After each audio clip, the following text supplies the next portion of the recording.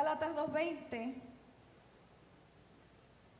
Y aquellos que tienen la versión Reina Valera, me parece que me pueden acompañar. Este texto bíblico es un texto muy importante. Todos los textos son importantes, pero hay unos textos que toman una relevancia singular, particular en la vida nuestra. Y me parece que un texto como el que nuestra hermana Maritza acaba de leer, deberíamos todos y todas volver a posar nuestra mirada en él. Y aunque lo vamos a estar mencionando a través de todo el culto, vamos a leerlo nuevamente. Con Cristo estoy juntamente crucificado. Y ya no vivo yo, mas vive Cristo en mí. Y lo que ahora vivo en la carne, lo vivo en la fe del Hijo de Dios, el cual me amó y se entregó a sí mismo por mí. Bendecida es la palabra del Señor. Por aquellos que no se han enterado, abril ya comenzó. Domingo 2 de abril. Y el año va a galope. Y la realidad es que seguimos en un tema muy parecido al tema del mes pasado. El tema del mes pasado era el seguimiento a Cristo.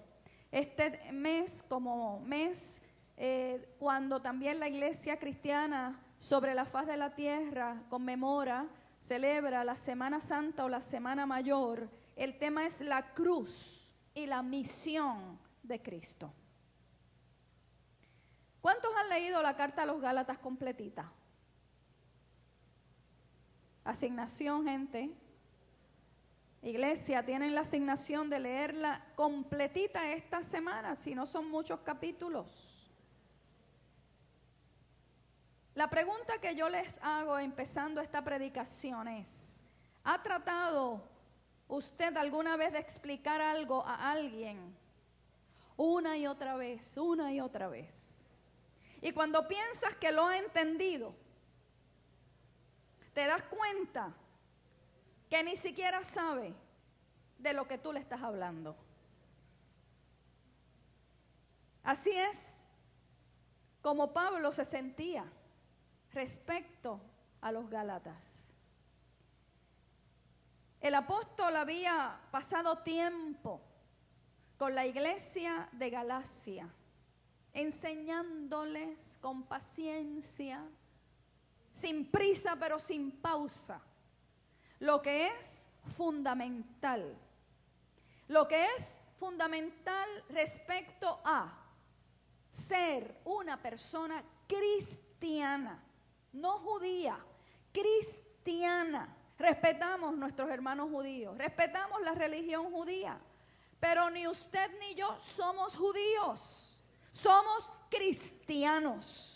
Y eso es importante decirlo, sin menospreciar otras religiones. Hay algo fundamental con respecto a esta carta, y es que nosotros tenemos que saber quién nos salva. Y nosotros tenemos que saber cuál fue ese sacrificio de Cristo en la cruz del Calvario. Así es que Pablo pensó que los Gálatas habían entendido esa realidad de que el sacrificio de Cristo en la cruz lo cambiaba y lo transformaba todo. El sacrificio de Cristo en la cruz cambia y transforma todo en la vida de un ser humano. Quiere decir que la justificación, el usted poder ser hecho justo delante de Dios, la justificación suya ante Dios no es por las obras, no es por la ley, es por la fe en Jesucristo.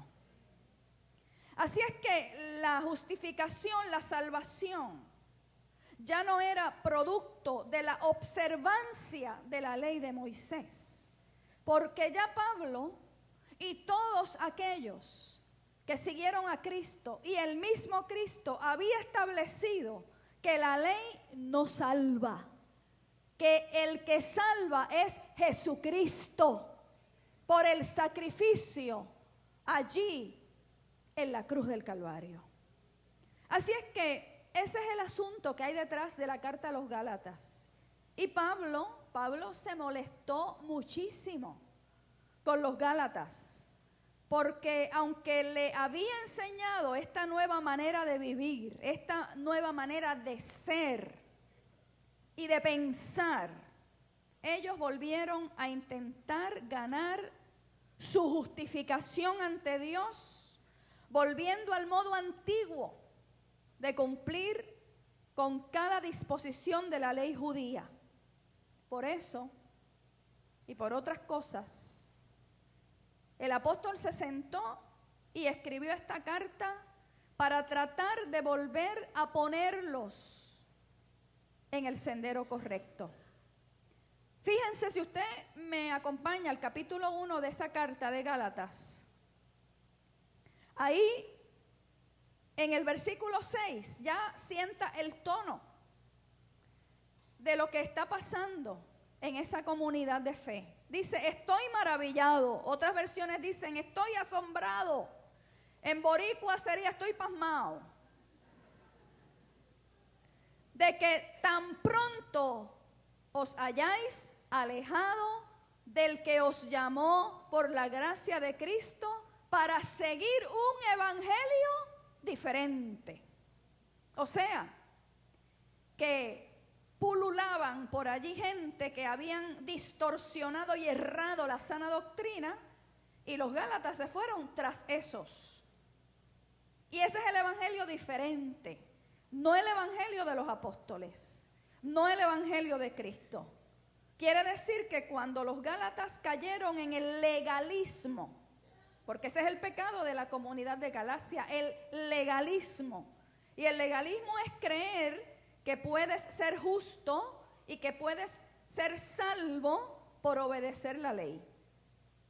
Lo hicieron entonces estos hermanos de Galacia con un poco de ayuda de otros que estaban por allí en la comunidad. Un grupo de personas llamados los judaizantes.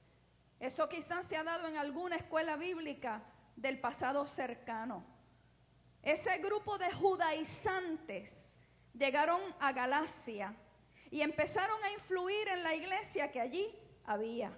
La creencia de aquellos judaizantes era que cualquiera o cualquier persona que deseara ser cristiano o cristiana debía obedecer primero las costumbres judías, incluyendo la circuncisión. Así que la prédica del apóstol Pablo es que en Cristo se cumplió la ley. ¿Cuántos creen eso? Eso es parte de la doctrina cristiana. Es el ABC del evangelio, de la doctrina cristiana. En Cristo se cumplió la ley. Que al Cristo hacerse carne, en su carne y en el sacrificio de la cruz, se cumplió todo sacrificio para que no haya más sacrificios. Un solo sacrificio de una vez y para siempre, dicen las Sagradas Escrituras. Allí en la cruz se volcó toda la violencia para que no haya más violencia ni mortificaciones corporales, pretendiendo con eso y muchas otras prácticas que con la ley, con la mortificación corporal, con las exigencias de la circuncisión y otros ritos, se obtenía la absolución del pecado y la salvación. Eso es lo que está ahí, hermanos y hermanas, con ese telón de fondo y con una argumentación fuerte que tuvo Pablo con Pedro, porque también ahí está en Gálatas.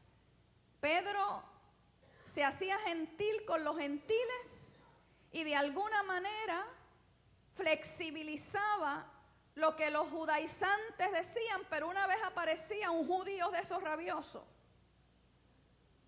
entonces se ponía del lado de los judaizantes y negaba todo lo que había hecho anteriormente con todos aquellos hermanos cristianos que venían de la gentilidad. Y Pablo le dice, no puedes estar en dos aguas. No puedes ser hipócrita, Pedro.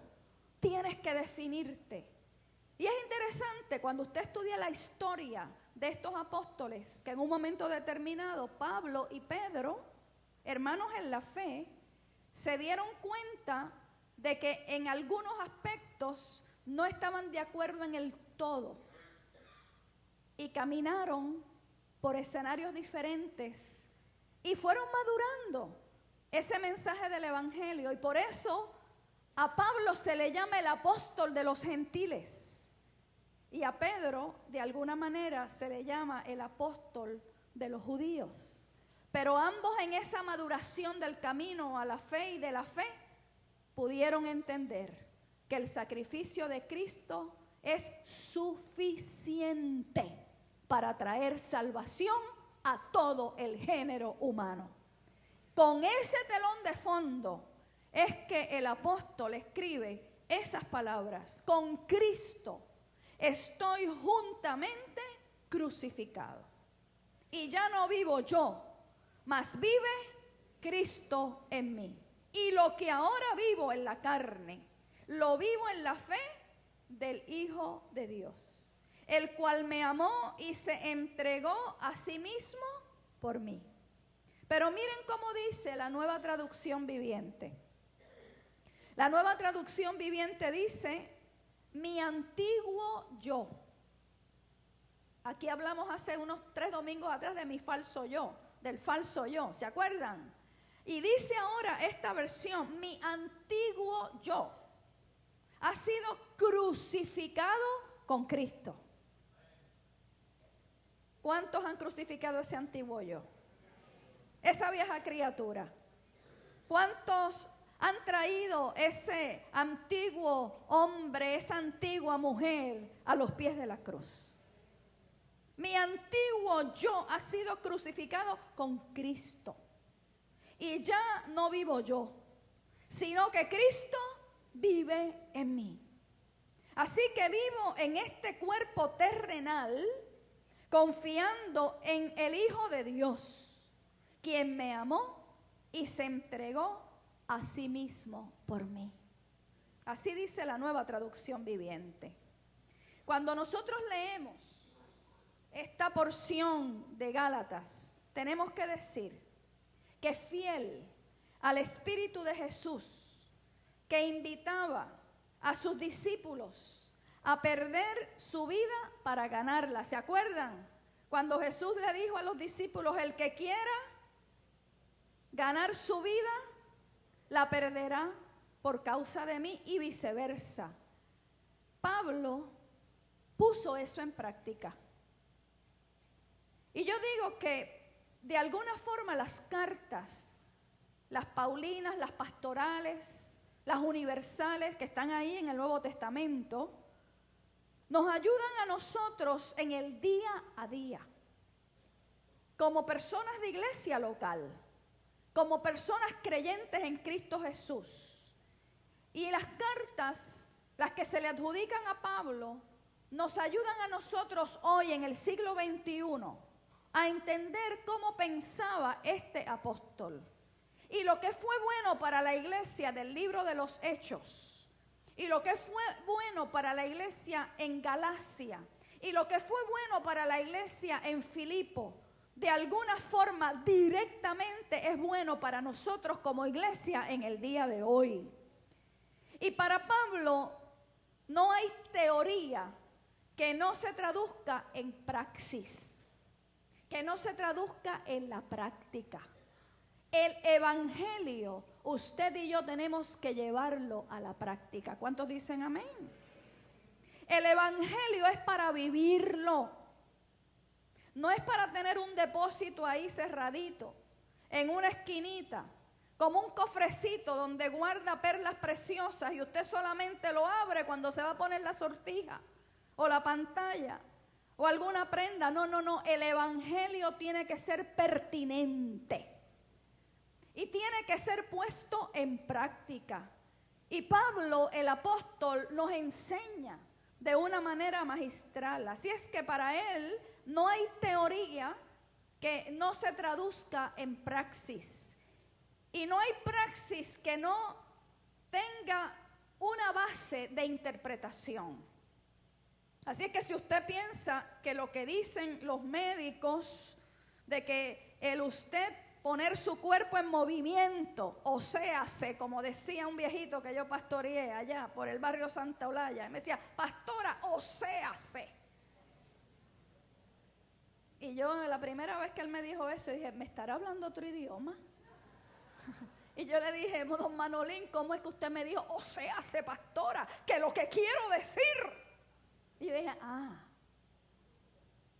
que si el médico le dice a usted que el cuerpo en movimiento, el ejercicio es importante y que ese ejercicio, de alguna forma, un día sí, un día no, 2 días no, un día sí, como usted decida, le hace bien a su corazón, le hace bien a sus pulmones, le hace bien a todo su organismo. Usted dice, bueno, esa teoría yo la voy a probar y yo voy a caminar, y usted entonces de alguna forma lo pone en práctica y usted al mes dice, oh, yo siento que hay una circulación diferente en mi cerebro. ¿Cuántos alaban al Señor? Sí, alabe a Dios. Porque Dios le dio ese cuerpo que es templo del Espíritu Santo para que usted lo cuide. No me diga como me dicen algunos, usted sabe el tiempo que a mí me ha costado echar esta barriga. Usted sabe la inversión que yo he tenido que hacer. Pues yo le invito a que haga otra inversión y que ponga su cuerpo en movimiento, porque todo objeto o cuerpo en movimiento genera movimiento, y todo cuerpo en inercia así se queda, inerte. Así es que usted comprueba con la práctica lo que el médico le está diciendo. Entonces luego usted interpreta y usted empieza a sentir cosas distintas, y ahí viene la interpretación. Eso es un consejito acá, una notita al calce. Por lo tanto, la teoría es el lenguaje de la cruz. Es el discurso de la cruz. De alguna manera esa es la teoría. Pero esa teoría, que vendría a ser como ese lenguaje de la cruz, trae como resultado consecuencias prácticas. Porque si predicamos a Cristo y a este crucificado, si enseñamos el sacrificio de la cruz, de alguna manera ese mensaje va calando tan profundamente en nuestra conciencia, en nuestro espíritu, en todo nuestro ser, que comenzamos a vivir una vida acorde con ese mensaje de la cruz. Y en el caso del apóstol Pablo, lo primero es el paso de la muerte a la vida. Cuando ese apóstol, antes de ser Pablo, fue Saulo, ¿qué nos dice el libro de los Hechos? Que como diría Joaquín, este ciudadano respiraba amenazas de muerte. Y obviamente ahora en Gálatas, Pablo sigue vivo, está vivo, respira, tiene su personalidad. La esencia de su persona continúa, pero ese vivir se refiere a que cuando tú conoces a Jesús, como le pasó al apóstol, y tú pones tu fe en Él y solo en Él, cambia todo tu mundo interior. ¿Cuántos dicen amén? Cambia todo. Tu vida cambia. Tu manera de sentir cambia. Tu manera de pensar cambia. Tu manera de tratar a tus padres cambia. Tu manera de tratar a tus hijos y a tus hijas cambia. Tu manera de ver las crisis del país cambia. ¿Cuántos dicen amén? Si es un no, hay que revisar otra vez. Tenemos que decir amén y vivirlo. Así es que, hermanos y hermanas, el antiguo yo o el antiguo tú muere.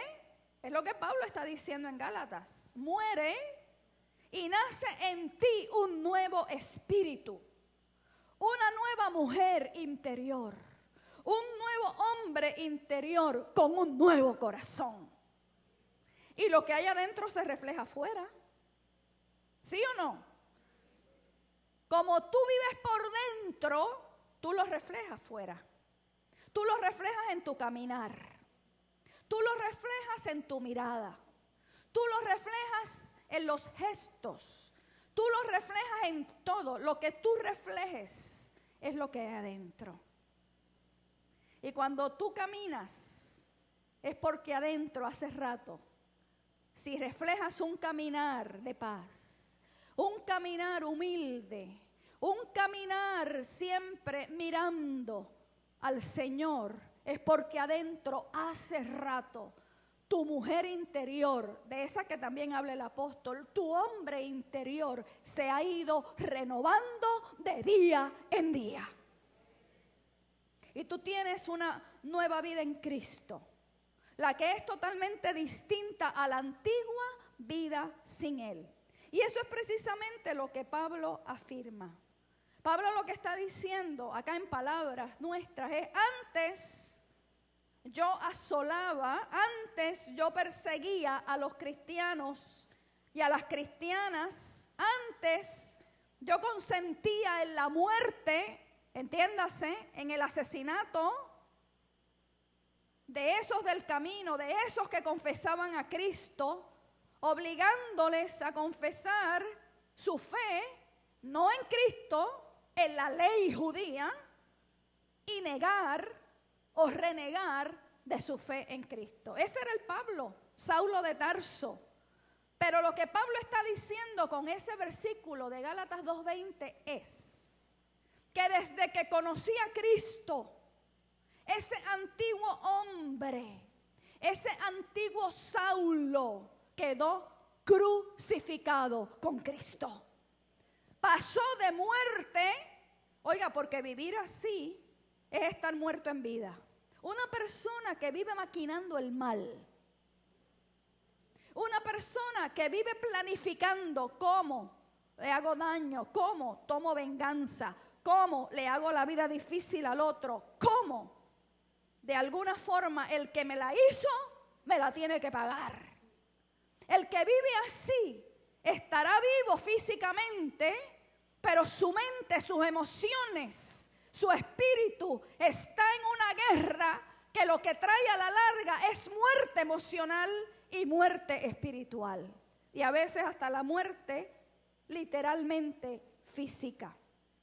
Así es que lo que el apóstol está diciendo ya no son las maquinaciones para humillar y reducir al otro a la causa de mi religión, sino que ahora esa fe, ese Cristo me ha alcanzado a mí.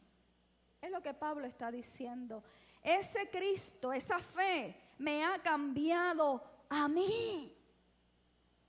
¿A cuántos ha cambiado esa fe, ese Cristo? Por eso el himno dice: solo el poder de Dios puede cambiar tu ser. La prueba yo te doy, pues me ha cambiado a mí. Tú puedes decir eso en esta mañana. A lo mejor la esposa te trató de cambiar, no pudo. El psicólogo, la psicóloga, con todo el respeto que se merecen de mi parte, te propuso un plan, modificaciones de conducta, terapias importantes. Y algo bueno ocurrió, pero del todo no hubo transformación. Solo el amor de Cristo, que se libera con un poder superior al tuyo y al mío, puede hacer las grandes transformaciones en el ser humano. Mira, hermano y hermana, yo he pastoreado gente que cualquier mortal dice, no hay redención, no hay oportunidad, no hay salvación. Yo recuerdo, y me voy a reservar muchos de los datos, pero yo recuerdo hace mucho tiempo atrás, más de 15 años, yo conocí al papá de un joven que yo pastoreaba. Porque el joven me hablaba de su papá. Y lo que me hablaba de su papá, créanme que no es publicable. Y aquel joven me dijo, pastora, ayúdeme a orar por mi papá. Y yo lo digo y me emociono un poco porque fueron momentos muy duros para esa familia y para este joven. Y yo amo a los jóvenes y los admiro, y a los jóvenes de esta iglesia, hermanos y hermanas. Hay que acompañarles, hay que amarles, hay que acercarse con mucha esperanza. Y aquel joven cuando me dijo, ayúdame a orar por mi papá, y me cuenta toda aquella historia, yo dije para mis adentros, Señor, solo tú puedes hacer una obra de traer a este hombre de las tinieblas a tu luz admirable, de la muerte en todos los aspectos a la vida que tú das. Y yo me comprometí con aquel joven a encontrarnos en el templo todos los jueves a las 8:15 de la mañana. Y recuerdo que era a las 8:15 porque a las 9 él tenía una clase en la Universidad de Puerto Rico. Y me decía, pastora, solo tengo 20 minutos.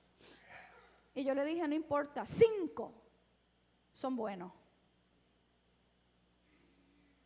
Y nos reunimos por 11 meses, todos los jueves a las 8:15. Y oramos, y oramos, y oramos, y oramos, y oramos. Pasó un tiempo. Y recuerdo que un primer domingo de diciembre, yo vi aquel caballero que entró y se sentó en la última fila, en el último asiento del templo. Y yo le tengo que confesar que nosotros oramos con fe, pero cuando vemos los milagros que el Señor hace, decimos, de verdad. ¿Será verdad, Señor? Y cuando yo vi a aquel caballero, que Él me lo había presentado hacía un tiempo atrás, todo mi ser se estremeció. Yo pensé, ese domingo, cuando hicimos el llamado, que ese señor iba a pasar. No pasó. Y yo dije, pues qué bueno, porque tú estás trabajando con Él. Qué bueno, Señor, porque tu espíritu lo estás redarguyendo. Qué bueno, porque la oración que estamos haciendo está llegando al trono de tu gracia. Y qué bueno, porque claro, a Él se le estaban cerrando los caminos y ya estaba en estrecho. Y su hijo le estaba dando un testimonio, me van a permitir, brutal, de lo que es el poder de Dios, el amor de Dios, la transformación de Dios, la fe en Jesucristo. Y pasó ese domingo primero, me acuerdo de lo que prediqué. Y prediqué de Primera de Juan, de la encarnación de Dios en Cristo. Y pasó el segundo domingo. Y pasó el tercer domingo. Y pasó el cuarto domingo de diciembre. Y el 31 de diciembre, en un culto de despedida de año, yo no hice llamado. ¿Tú ves cómo son las cosas? Yo no hice llamado. Pero cuando llamamos a todas las personas al altar para recibir el año que iba a comenzar en unos minutos, aquel hombre llegó al altar y se arrodilló allí y empezó a llorar y a llorar y a llorar y a llorar y a llorar. Y yo dije, hay que ministrarle a ese hombre, porque por eso se ha estado clamando y orando a Dios. Mire, mi hermano y mi hermana, y allí recibiendo el nuevo año, con todo lo que usted sabe que en este país, en aquel tiempo no estaba mucho el asunto de no balas al aire, tú sabes, que de hecho pasó una de las balas por el techo del templo y cayó en el altar.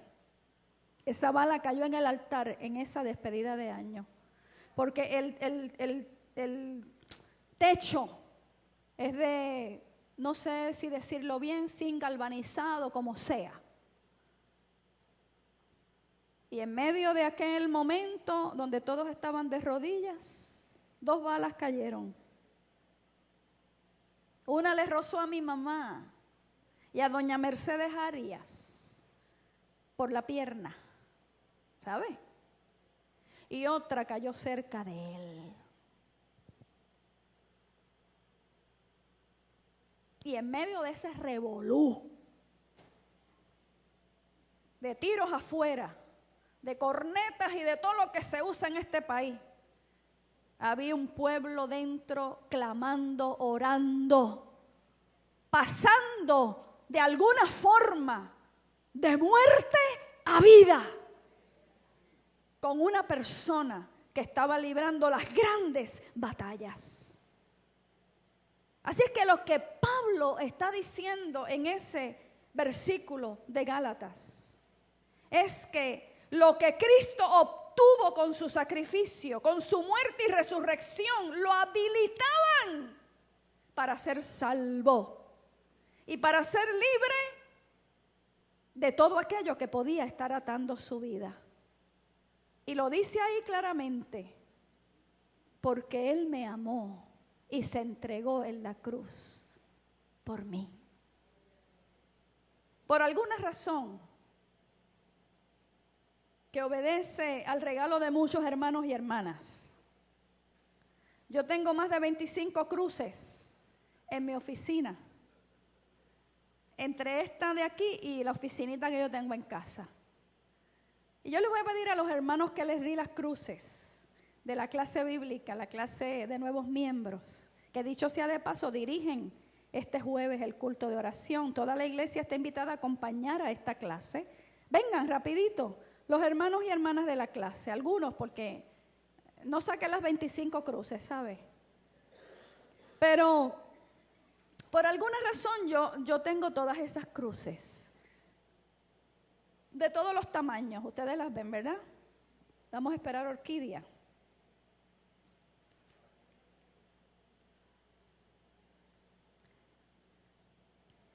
Ahí tienen esas cruces, una muestra de todos los tamaños, enséñenlas bien, de todos los colores, de todas las formas, con mensajes o sin mensajes. Oiga, y cuando yo me veo rodeada de tanta cruz, yo me he hecho una pregunta en la intimidad de mi oficina y en mi casa también, porque tengo otras más allí. Y yo me he hecho una pregunta: si yo vivo una vida cruciforme, ¿usted sabe lo que es?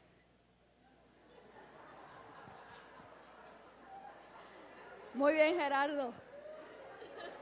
A veces llevamos la cruz al revés. Sí. A veces pasa eso. Usted sabe que a Pedro lo crucificaron al revés. Usted sabe que la tradición de la historia de la iglesia dice que a Pedro los enemigos del cristianismo y de Cristo, le dijeron: te vamos a crucificar como lo hicimos con tu maestro. Y Pedro le dijo: no, yo no soy digno de que me crucifiquen como crucificaron a mi Señor. Crucifíquenme con la cabeza hacia abajo. Y así fue que murió el apóstol Pedro. Así es que a veces la cruz está al revés. Y a veces las crucifixiones son al revés. Por la razón que Pedro tuvo, esa es una. Pero a veces son por otras razones. Y yo me he preguntado, hermanos y hermanas, cuando he visto tanta cruz alrededor mío, si yo vivo una vida cruciforme. Cruciforme es con las dimensiones de la cruz. ¿La dimensión cuál? Vertical. Que siempre tiene que apuntar al propósito de Dios. Yo no sé los llamados que Dios está haciendo a tu vida. Porque aquí la mayoría de los que se congregan hoy son gente convertida. Pero Dios hace llamados a la gente convertida para que realicen misiones que nos cuestan. En la carne nos cuestan, pero en el espíritu respondemos a los propósitos de Dios. Y esa dimensión vertical se une a la dimensión horizontal, porque esos son los pábilos de la cruz, hacia arriba, hacia los lados, porque tu vida y la mía tienen que tocar otras vidas. ¿Simpatices tú con ellos o no? ¿Te caigan bien o te caigan mal? Y esa vida cruciforme de responder al propósito de Dios que se mediatiza en los demás. Yo me he preguntado si yo vivo una vida conforme a esa cruz. Si mi pastoral responde a la cruciformidad del Evangelio. Si esa pastoral de la iglesia responde al amor, a lo sacrificial, porque no todo es comodidad, al perdón, al darse y donarse, como lo hizo Jesús. Que dice el himno cristológico que no estimó el ser igual a Dios como cosa a qué, a aferrarse. ¿Usted se ha aferrado a algo en algún momento? ¿Usted se ha aferrado a alguien en algún momento? Porque a veces nos aferramos y no queremos soltar. Y a veces nos aferramos a los hijos y la vida nos está diciendo: suéltalos, que caminen ya, que asuman su responsabilidad. ¿Cuántos dicen amén? A veces nos aferramos a una persona. Y si no es con él o con ella, no voy. Y si no es con él o con ella, no hago. Y si no es con él o con ella, no estoy feliz. ¡Suéltalo! A veces nos aferramos. En todo caso, abrázate a Dios. Porque ese nunca te va a fallar. Los seres humanos nos fallan. Y voy terminando con esto. Yo sé que los hermanos están ahí paraditos, pero está bien, quédense ahí. Aquí en la media vigilia del 17 de marzo, hubo una joven que la tengo aquí cerquita. Y cuando Yadira se paró aquí a dar su testimonio, yo dije: Señor, qué grande y qué bueno tú eres. Yo no voy a repetir lo que ella dijo, porque le tocó a ella en su momento, ella comunicó lo que era menester. Pero sí ella nos dejó una enseñanza. que de alguna manera entrecruza con las palabras del apóstol. Porque tras una experiencia difícil, dolorosa, complicada, familiarmente hablando, Yadira salió de esa experiencia y dijo, ahora yo voy a tomar la historia de mi vida en mis manos. Yo me voy a armar con las armas carnales y yo voy a responder por cada herida. Voy a tener una respuesta que me va a vindicar. Lo estoy diciendo en mis palabras, no estoy dando los detalles de ella. Y ella buscó un pasaje bíblico que está en Filipenses. Filipenses 3, del 7 al 8. Y yo quiero que usted lo mire en la pantalla, porque esa antigua Yadira, que fue lo que ella dijo, esa antigua joven que ya tenía una mente hecha para responder con coraje, con hostilidad, cuando se encontró con Cristo, dejó eso atrás. Y este fue el pasaje que ella citó. Y yo quiero que ahora todos nos viremos y lo podamos leer. Porque este pasaje va de la mano con Gálatas 2:20. Recíbalo usted en esta mañana. Y lo leemos todos y todas a un mismo tiempo. Y cuando dice, pero cuantas cosas eran para mí ganancia, las he estimado como pérdida por amor de Cristo.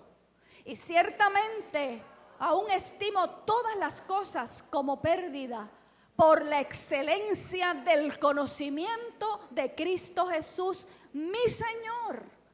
Por amor a Él, lo he perdido todo y lo tengo por basura para ganar a Cristo. Y usted puede decir, no, pues eso lo escribió Pablo. Eso fue Pablo. No, es que esto es para ti, para mí. Porque a veces abrazamos unos estilos de vida, hermanos y hermanas, y usted me va a permitir que son basura, que no nos dejan nada bueno. Y lo que es basura, el zafacón va. La vida que Cristo ofrece es una vida de excelencia. Esta joven se constituye en una joven excelente y bajará las aguas del bautismo el domingo de resurrección. Y estos hermanos, si cada uno de ustedes nos podemos constituir en personas de excelencia para Dios. Y si tú eres una persona de excelencia para Dios, porque la excelencia del poder de Dios habita en ti, tú vas a hacer que tu familia también reciba esa bendición. Que la iglesia donde tú perseveras reciba esa bendición. Que el vecindario donde tú vives reciba esa bendición. Que la familia que tanto amas y por la que a veces lloras tanto reciba esa bendición. Y que el país nuestro que tanto necesita reciba esa bendición. De eso se trata. Y que en esta mañana lo que tú tengas que traer a los pies de la cruz para ser crucificado, lo puedas hacer en toda libertad. Con Cristo estoy juntamente crucificado. Mas ya no vivo yo, sino que Cristo vive en mí.